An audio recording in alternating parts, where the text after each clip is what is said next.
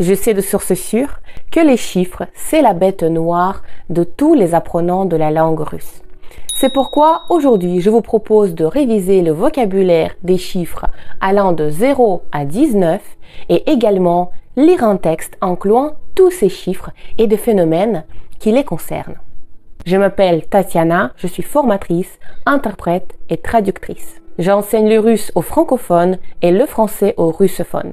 Ces deux activités enrichissent énormément ma façon d'enseigner. J'ai créé la formation Atelier linguistique russe authentique pour vous aider à maîtriser le russe avec des outils pratiques, des exercices interactifs et un suivi personnalisé.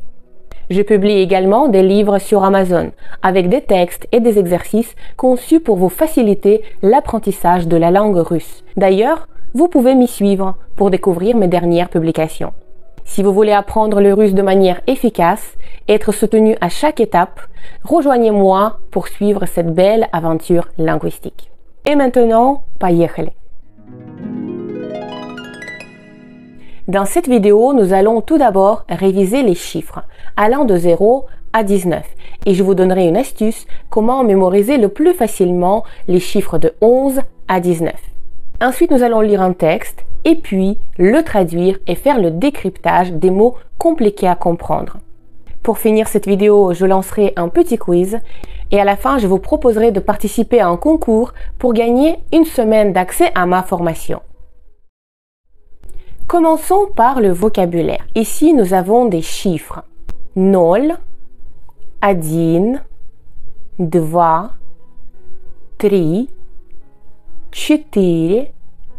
4, 5, 6, 7, 8, 9.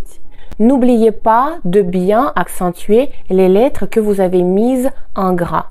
C'est fait exprès pour former l'habitude de bien prononcer correctement chacun de ces mots. Jusque-là, normalement, il n'y a pas de difficulté. Et nous continuons.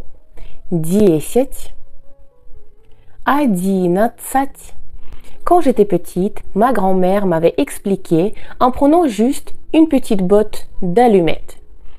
Si vous prenez une botte de 10 allumettes et vous posez une allumette sur cette botte, ça vous donne une sur la dizaine. C'est littéralement ce que ça veut dire. 11. 1 sur la dizaine. 1 na 20. 20, ça voulait dire autrefois la dizaine. Ensuite, 2 na 20. Ça donne 2 sur la dizaine. Ainsi de suite. Attention, suivez bien l'accent tonique de tous ces mots. Je reprends. 11, 12, 13, 14, 15,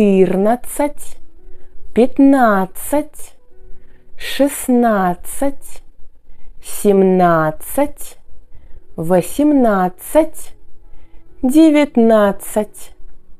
Nous avons à chaque fois la même formule. 1 sur la dizaine, 2 sur la dizaine, et ainsi de suite. De cette façon, c'est plus facile de ne pas confondre 12 et 20, 4 et 40, 6, 60, etc. Si vous avez toujours du mal à mémoriser ces chiffres, je vous conseille de noter 3 colonnes. Dans la première colonne des chiffres qui vont de 0 à 9, dans la deuxième de 10 à 19, et dans la troisième les dizaines qui en découlent. Ça vous donnerait quelque chose comme ça. 2, 12, 20, 3, 13, 30, et ainsi de suite. Cela vous permet de bien vérifier quelles sont concrètement les différences orthographiques de chaque mot. Et quand votre attention sera attirée à ces différences, vous aurez plus de facilité à ne pas les confondre. Passons à la lecture. Числа играют важную роль в нашей жизни.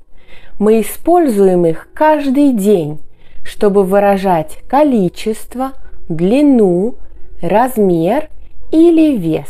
0 – это когда ничего нет. 1 – начало счета. Когда русские считают, они часто говорят «раз» вместо «один». 2 – это пара, как, например, 2 руки или 2 глаза.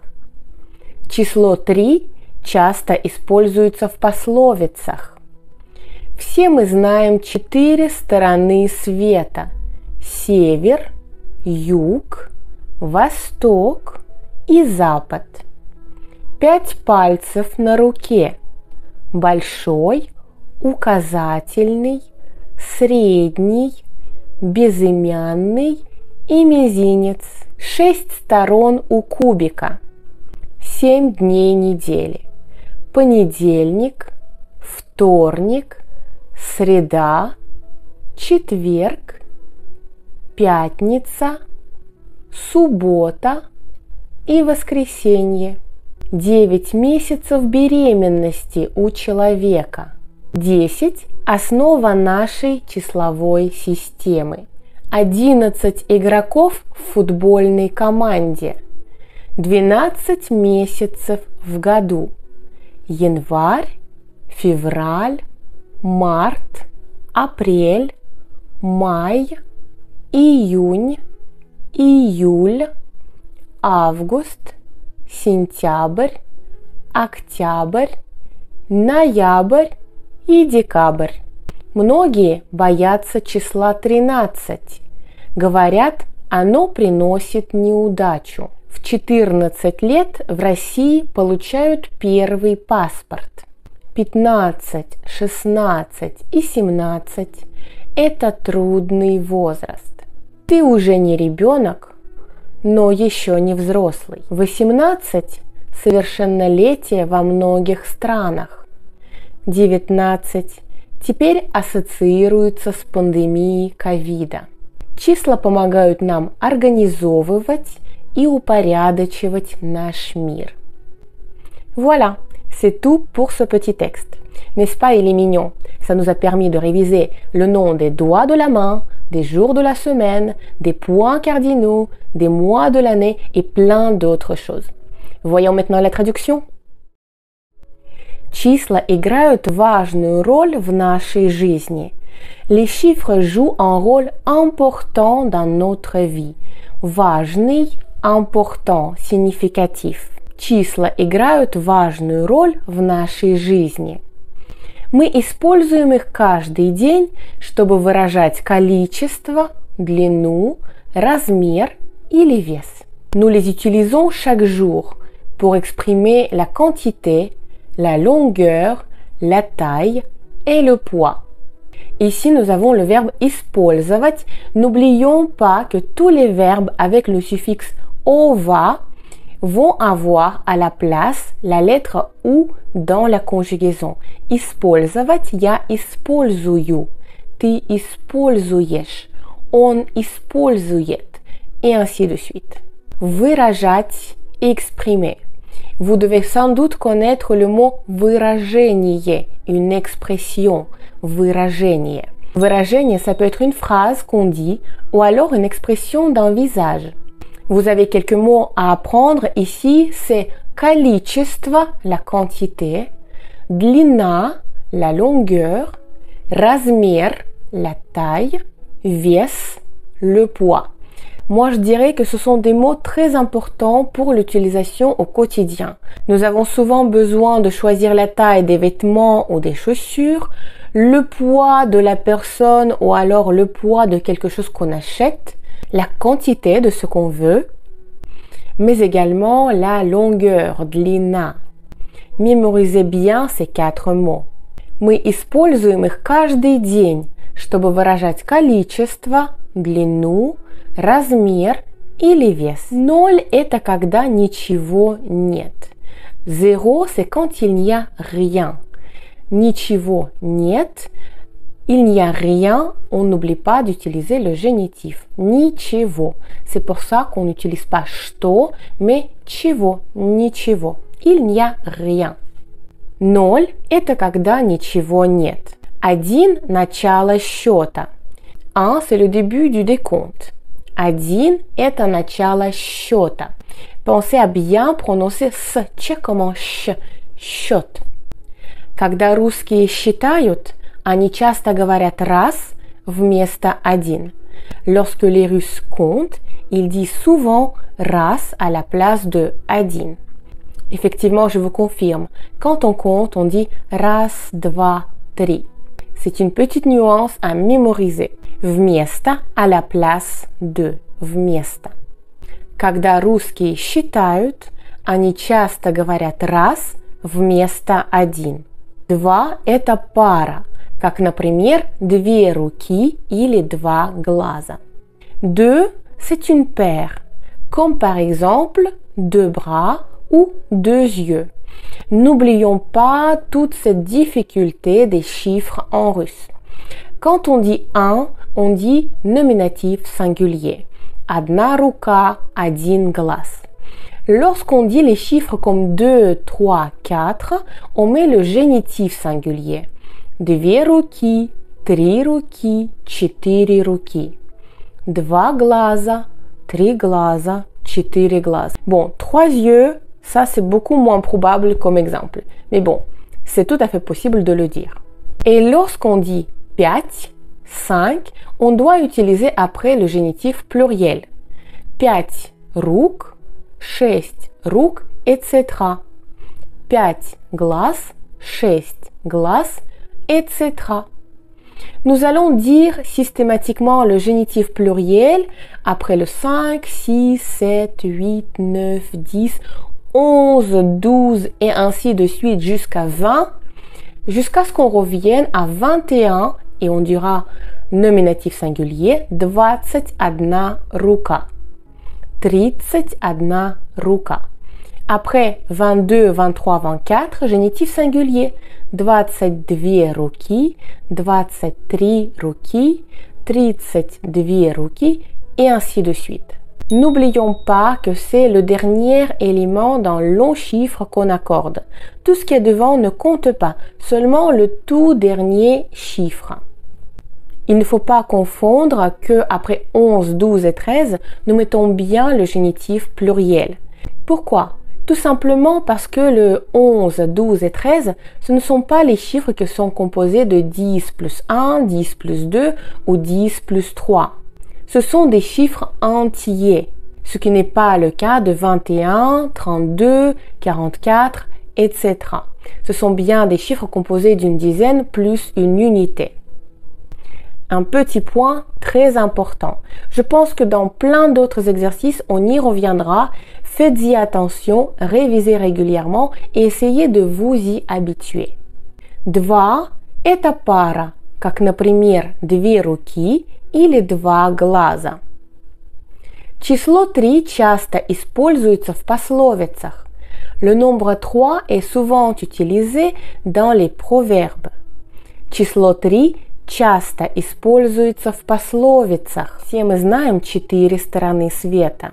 Север, юг, восток et запад. Nous connaissons tous les 4 points cardinaux.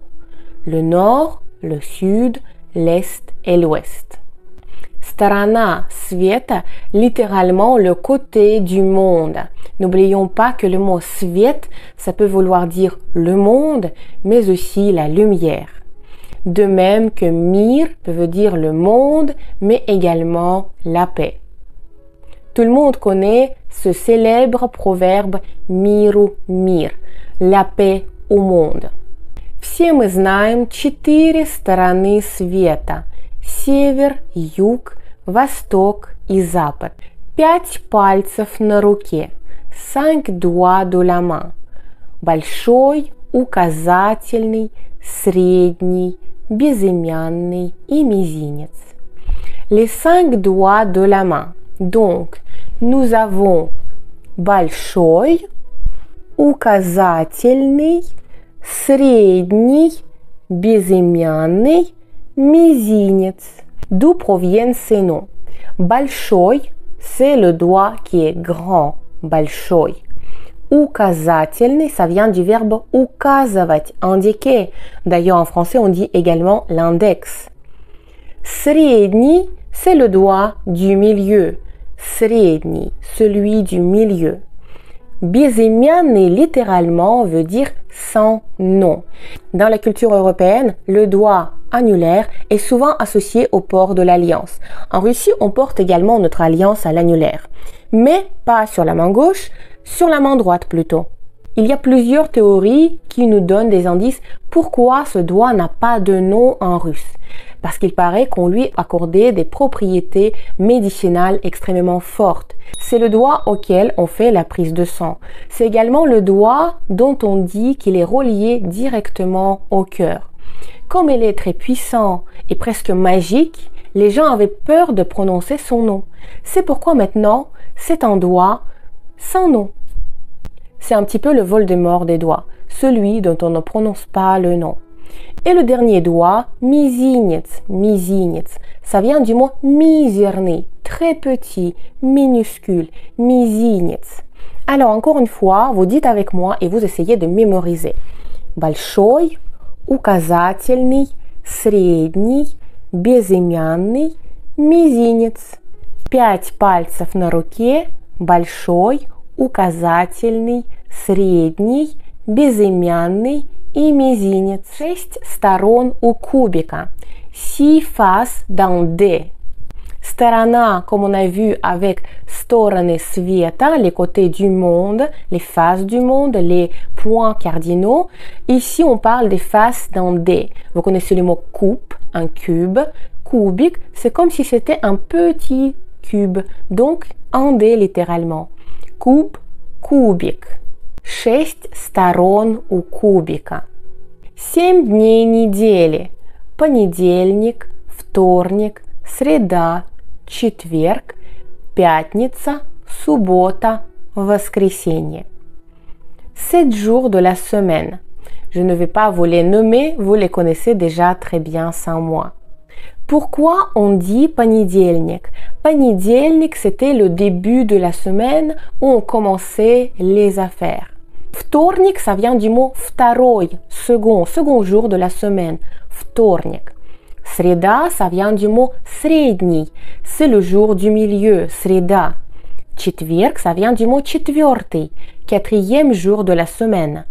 Пятница vient du mot пятый, 5e jour de la semaine. Пятница. Суббота, on devine ici dans les sonorités un petit peu le Shabbat. C'est ce qu'on a décidé également avec mes étudiants de se dire juste pour avoir ce moyen mémotechnique, pour s'en souvenir plus facilement. Суббота et воскресенье. Воскресенье, c'est le jour de la résurrection du Christ. Воскресенье. C'est littéralement ce que cela veut dire. Comme vous le savez sans doute, Pâques est l'une des fêtes les plus importantes dans la tradition orthodoxe russe. Et d'ailleurs, c'est la fête de la résurrection du Christ. 7 дней недели. Понедельник, вторник, среда, четверг, пятница, суббота и воскресенье. 8 ног у паука. 8 pattes chez l'araignée. 8 ног у паука. Dès le moment où vous savez dire le mot паук, vous pouvez dire Spider-Man en russe. Человек-паук. 8 ног у паука. 9 месяцев беременности у человека. 9 mois de grossesse chez l'humain. Беременность, c'est du féminin et c'est la grossesse. 9 месяцев беременности у человека. 10 – основа нашей числовой системы. 10 – c'est la base de notre système de nombres, de calcul. 10 – основа нашей числовой системы. 11 игроков в футбольной команде. 11 joueurs dans l'équipe de foot. Игрок, un joueur. Vous pouvez aussi apprendre le verbe играть, jouer, выигрывать, gagner et проигрывать, perdre. Comme vous voyez, la victoire ou la perte sont tous les deux formés à partir du mot «je». Выигрывать, проигрывать. 11 игроков в футбольной команде. 12 месяцев в году.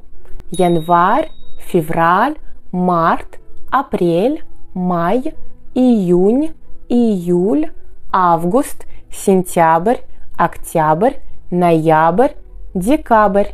12 mois de l'année. Et vous les connaissez tous. Si vous avez eu un petit trou de mémoire sur l'un des mois, révisez encore une fois avec moi. 12 месяцев в году. Январь, февраль, март, апрель, май, июнь, июль, август, сентябрь, октябрь, ноябрь, декабрь. Многие боятся числа 13. Говорят, оно приносит неудачу. De nombreuses personnes ont peur du chiffre 13. On dit qu'il apporte malheur. Бояться, c'est le verbe avoir peur. Бояться. Говорят, on dit. La forme impersonnelle on se forme sans pronom juste avec le verbe à la troisième personne du pluriel. Говорят, строят, делают. On dit, on construit, on fait. Voilà. Приносить неудачу, porter malheur.